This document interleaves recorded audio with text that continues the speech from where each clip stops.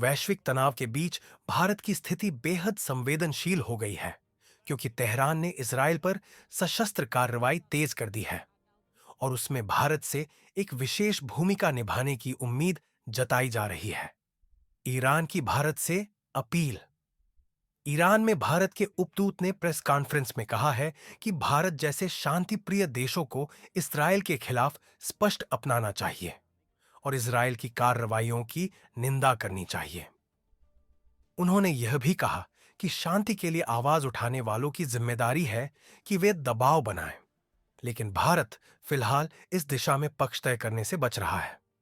भारत की न्यू दिल्ली में कहना, तटस्थता बनाए रखें। भारत सरकार ने सीएससीओ की उस घोषणा से खुद को अलग रखा जिसमें इजरायल पर तेहरान के हवाई हमलों की निंदा की गई थी। विदेश सचिव एस जयशंकर ने स्पष्ट किया कि भारत और दोनों देशों इजरायल व ईरान से मजबूत संबंध रखता है और वर्तमान स्थिति में भूमिगत तटस्थता ही भारत की रणनीति है। विदेश मंत्रालय ने दोनों पक्षों से आग्रह किया है कि कोई भी कदम अस्थिरता न बढ़ाए, वार्ता और कूटनीति से तनाव कम हो। राजनीतिक दबाव और विपक्ष की प्रतिक्रिया। कांग्रेस नेता सोनिया गांधी ने सरकार की मौनबंदी को राजनैतिक लापरवाही बताया है और कहा कि भारत को दोनों पक्षों से सीधे संवाद स्थापित करवाना चाहिए, न कि स्थिरता से पीछे हटना चाहिए। भारत की विदेश नीति तटस्थ और व्यावहारिक। रणनीतिक रूप से भारत ऊर्जा सुरक्षा और अफगान व मध्य एशिया से कनेक्टिविटी बनाए रखने के लिए ईरान के साथ संबंधों को जल्दी नहीं तोड़ देना चाहता।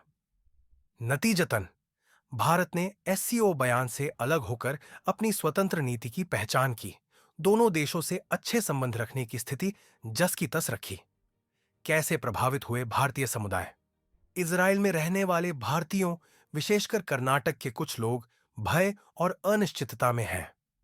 उन्हें आवास, आश्रय और सरकारी मदद की जरूरत बताई गई है। तेहरान में फंसे कुछ छात्रों ने मेडिकल और आवासीय परेशानी की जानकारी दी। सरकार ने उनकी मदद के लिए इमरजेंसी हेल्पलाइन शुरू कर दी है। अंतर्राष्ट्रीय और घरेलू प्रभाव। ईरान से तेल की आपूर्ति प्रभावित हो सकती है। ईरानी बंदरगाह हिस्सेदारी से भारत की ऊर्जा परियोजनाएं खतरे में हैं।